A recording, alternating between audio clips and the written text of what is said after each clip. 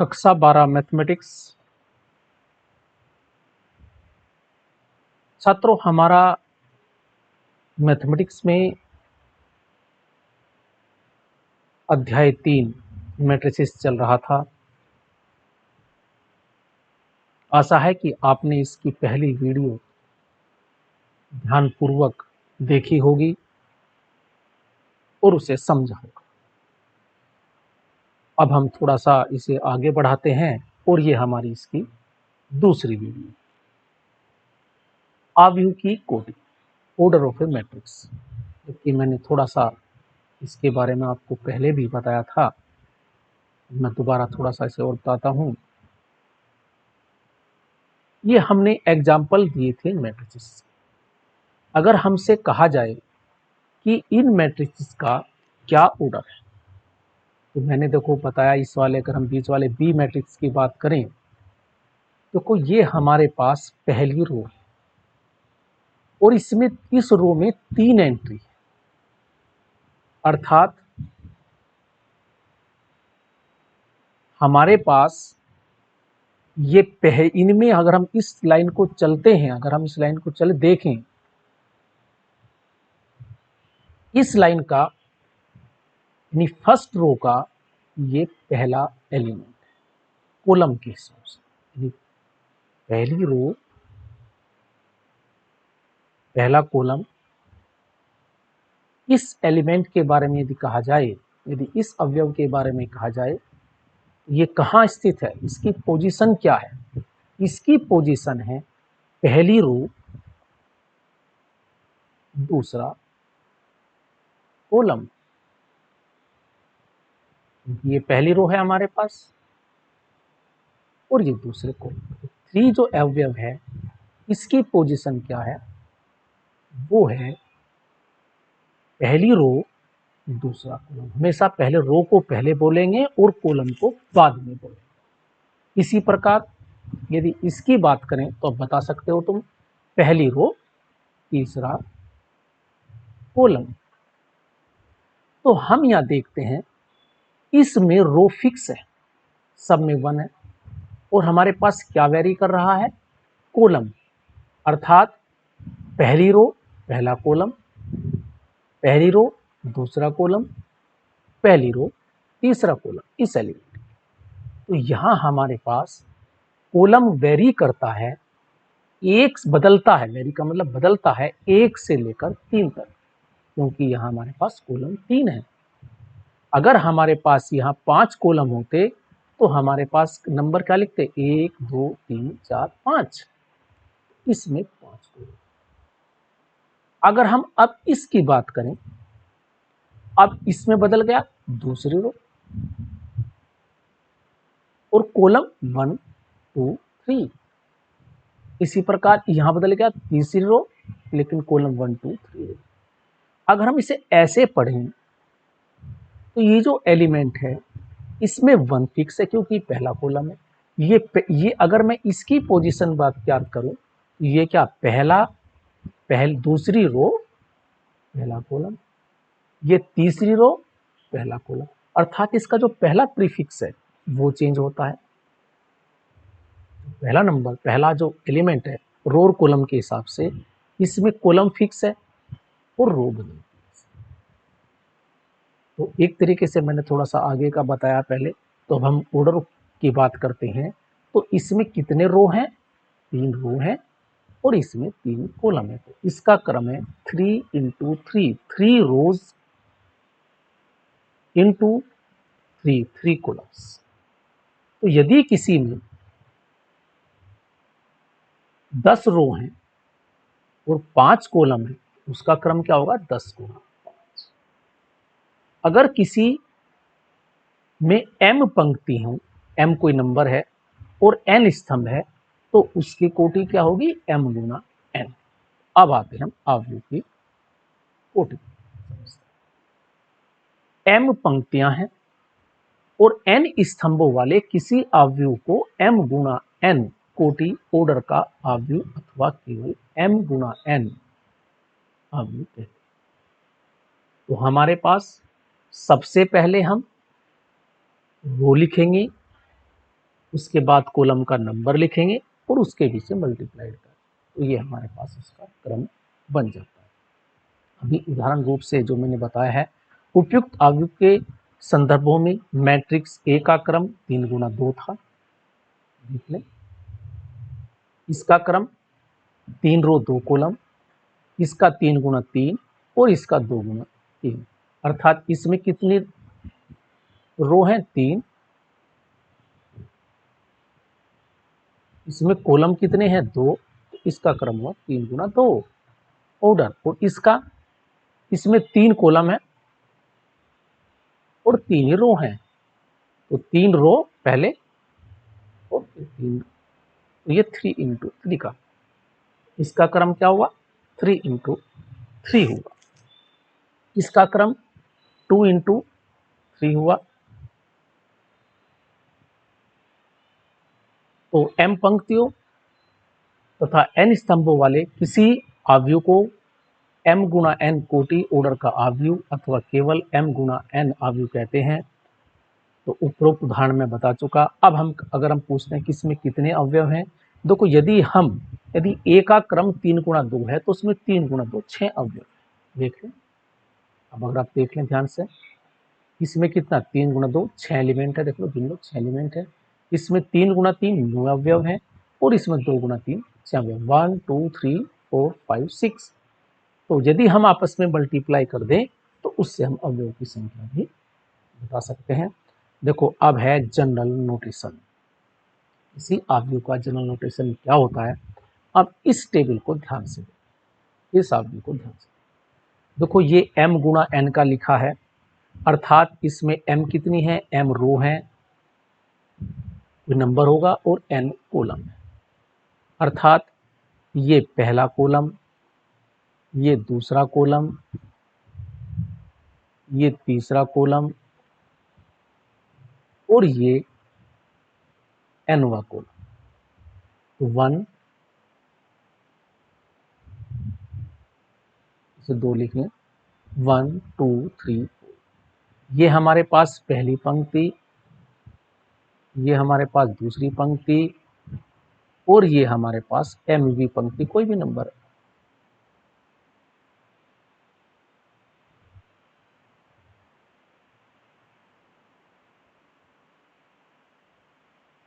अब देखें ये जो अवयव क्या कहलाता है? हमने एक मैट्रिक्स जिसे कैपिटल ए माना है, माना ये कैपिटल ए है।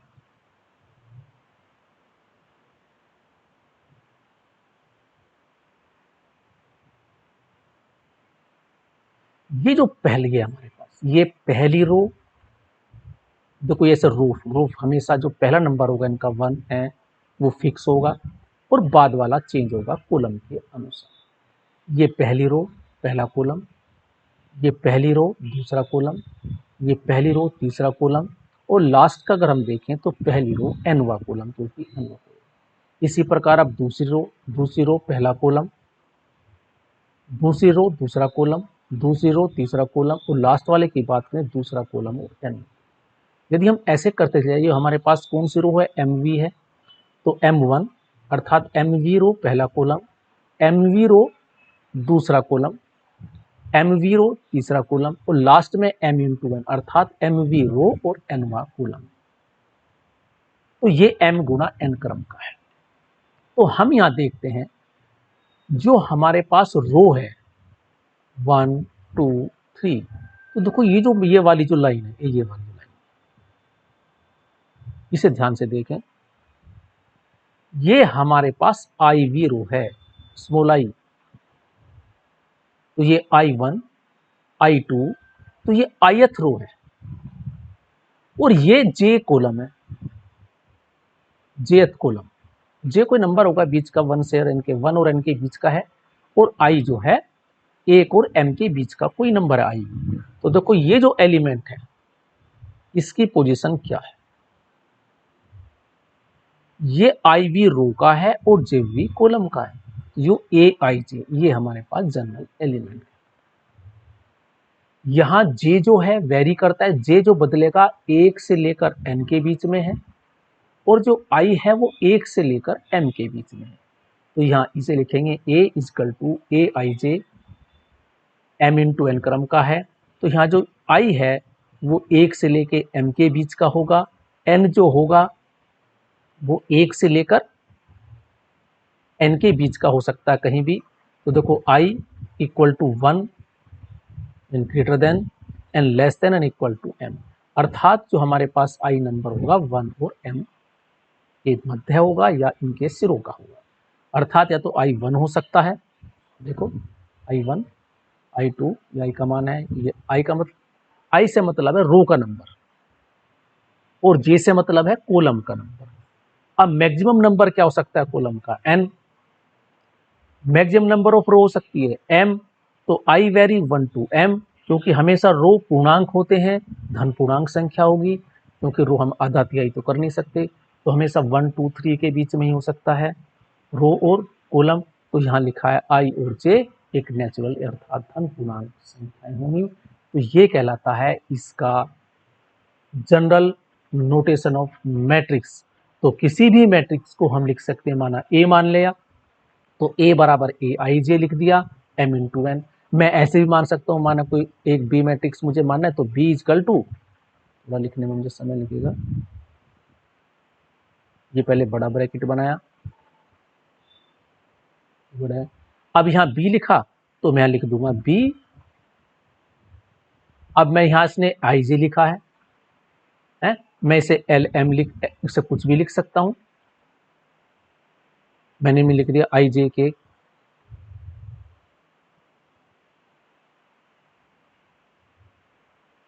इसे मैंने p लिख दिया, p के ये और क्रम कुछ भी मान लो तुम, जो भी क्रम हो, मान लो m इंटू एन का ही मान लिया।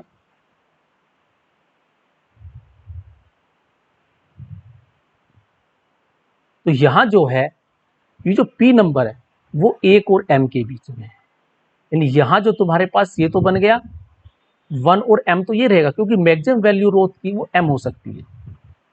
तो यहाँ p जो है i की जगह p लिख दिया और j की जगह हमने k लिख दिया। तो ये हमारे पास जनरल एलिमेंट है। तो हम क्योंकि हमने जब हमने ए आई जे माना है तो b हम कुछ अलग मानेंगे, तो b लिख दिया, हो सकता है इसका क्रम कुछ अलग हो, मेरे से m इंटू एन लिख दिया, कुछ और क्रम भी मान सकते हो आप, एल एम मान लो, पी टी, इसे के टी मान लो, कुछ भी नंबर मान सकते हैं क्योंकि ये हमारे पास धन पूर्णांक संख्या है। तो अब हमेशा याद रखिए जनरल नोटेशन होता है कैसे हम इसका लिखते हैं, एक मैट्रिक्स का जनरल नोटेशन होता है ए बराबर ए I J M into N, ये हमारे पास है इसका, इस टेबल को ध्यान से देखें। इसके बाद अब हम इस प्रकार ये सब चीज बता चुका। सामान्य ए आई जे आई वी पंक्ति जे वे स्तंभ वाला अवयव होता है तथा ए को हम आई जे वा अवयव भी कहते हैं, यानी आयत्वा अवयव भी कह सकते हैं। अब इस अध्याय में हम m गुणा n कोटि के अवयव को प्रकट करने के लिए a बराबर ए आई जे एम एन का प्रयोग करेंगे। हम केवल ऐसे अवयवों पर विचार करेंगे जिनकी अवयव वास्तविक संख्या है। हम क्योंकि हमारा कोर्स सीमित है, हम ऐसे ही अवयव की वास्तविक संख्या में अलाव करेंगे अथवा वास्तविक मानों को ग्रहण करने वाले फलन भी करेंगे। अब हम कुछ अवयव बनाना सीखते हैं। अब मान लो कोई एक समतल है, उसको हमने कोऑर्डिनेट माना है, हम जानते हैं किसी कोऑर्डिनेट जो लिखा जाता है वो एक्स वाई के रूप में लिखा जाता है। अब मान लो हमारे पास इस एक्स वाई को पहला एलिमेंट हमारा क्या भुज होता है, दूसरा कोटि होता है और हमें इसे लिखना है, तो अभी हम ऐसे लिख सकते हैं, खड़े में ऐसे भी लिख सकते हैं और ऐसे भी लिखा जा सकता है। उदाहरण रूप में मान लो कोई बिंदु P01 है जिसके कोऑर्डिनेट 01 है। अब इसका आयु निरूपण हम कैसे लिख सकते हैं, वो हमारे अपने ऊपर है, कोडिंग या किताब में दी जाएगी। तो हम देखते हैं कि P01 अर्थात ये हमारे पास भुज को नोट करता है, ये कोटि को नोट करता है, या ऐसे भी लिख सकते हैं, पहले वाला भुज है और दूसरे वाला कोटि। इसी प्रकार यदि हमारे पास एक ABCD एक वर्ग है, चतुर्भुज है और उसके हमें चारों शीर्षों के निर्देशांक दिए हुए हैं। अब हम इसे इस प्रकार भी लिख सकते हैं, देखो ये ABCD लिखा है, ये चार बिंदु हमने पहले बिंदु लिए और ये पहला x, हमने इसे x मान लिया, इसे हमने x मान लिया है। तो हमारे पास जो पहला बिंदु A है इसके कोऑर्डिनेट 10 है, देखो ये 10 है पहला कोऑर्डिनेट, दूसरा 32 है तो 32। तो यहाँ हमारे पास अंडरस्टूड है कि पहली वाली जो रो है वो भुज को नोट करती है और ये हमारे पास कोटि अर्थात बाद वाले नंबर को व्यक्त करती है। अब इसे इस प्रकार भी लिख सकते हैं, हमारे पास ये बिंदु ABCD है, ये 10 अर्थात ये पहले वाला हमारे पास भुज है और दूसरा कोटि है। इसका क्रम 2 गुना 4 है, इसका क्रम हमने 4 गुना 2। इस प्रकार हम लिख सकते हैं। और देख सकते हैं एक उदाहरण, एक फैक्ट्री में है हमारे पास है, फर्स्ट सेकंड थर्ड में पुरुष और महिलाओं से संबंधित सूचना पर विचार कीजिए। तो देखो हमारे पास ये दिया है, ये हमारे पास जो पहली फैक्ट्री है उसमें 30 पुरुष कर्मी है, 25 महिला कर्मी है, ये इस प्रकार दिया है। अर्थात फैक्ट्री 1, फैक्ट्री 2 और फैक्ट्री 3 में पुरुष कर्मी और महिला कर्मियों की संख्याएं दी गई हैं, उसे भी हम लिखना है। अब देखो इसे हम ऐसे भी लिख सकते हैं, दूसरे से लिखा है, तो ये हमारे पास पुरुष कर्मी है और ये हमारे पास महिला कर्मी। ये हमारे पास पहली फैक्ट्री से संबंधित डाटा है, ये दूसरी संबंधित है, ये और इसी संबंधित डाटा। ये तुम्हारे पास हुआ 3 रो 2 कॉलम का। इसे हम किसी और प्रकार भी लिख सकते हैं, इसे पहले लिखा है। इसमें एक एग्जाम्पल और है, यदि किसी आव्यूह में 8 अवयव है तो उसकी संभव कोटियां कितनी हो सकती है, यानी कितने प्रकार से हम मैट्रिक्स लिख सकते हैं। अब देखो उसमें 8 नंबर है, अब उसका अरेंजमेंट करना है। देखो अगर हम 8 के फैक्टर करें तो देखो 1 गुना 8 भी लिख सकते हैं, 8 गुना 1 भी लिख सकते हैं, 4 गुना 2 भी लिख सकते हैं, क्योंकि इनका जो गुणनफल है वो 8 आना चाहिए।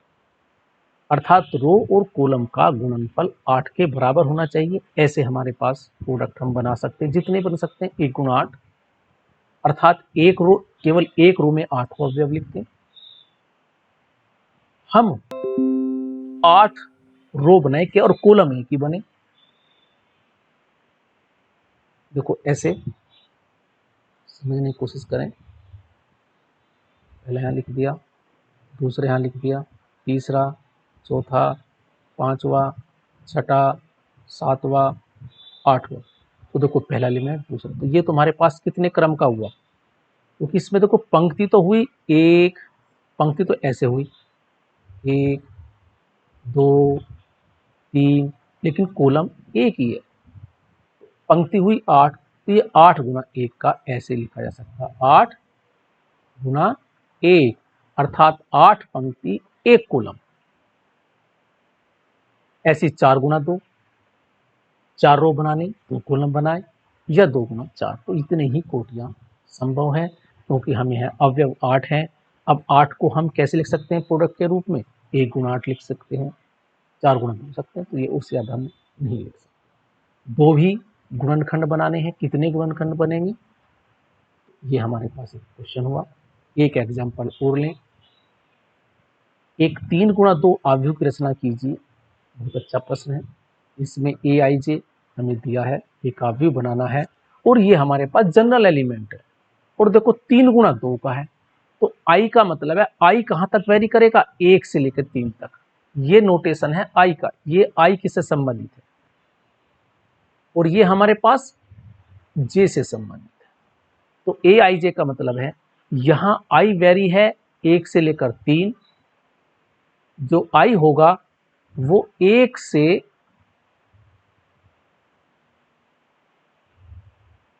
3 तक जाएगा।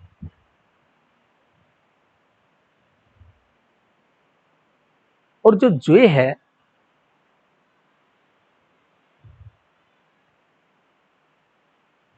क्योंकि हमारे पास 3 गुना 2 का है, तो ये हमारे पास 1 से 2 जाएगा, अर्थात केवल 2 ही नंबर है, 1 और 2। अब हम कितने रख सकते हैं इसमें, तो 3 गुना 2 में देखो ये बैठ सकते हैं, 3 रो 2 कॉलम, ऐसे तो हो सकता है भाई। I की जगह हमने पहले 1 रखा, कॉलम बदल रहे हैं, 1 गुना 1 और 1 गुना 2, क्योंकि J के मान 1 से 2 सकता है, तो 1 2 1 1 1 2 1 1, ये वाला।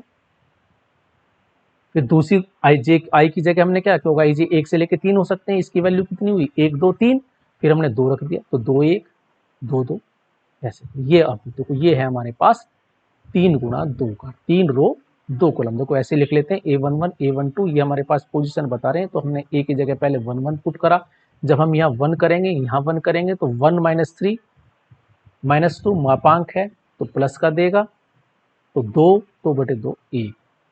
इस प्रकार हम वैल्यू ज्ञात कर सकते हैं। देखो a11 a12 अर्थात i की जगह 1 और j की जगह k।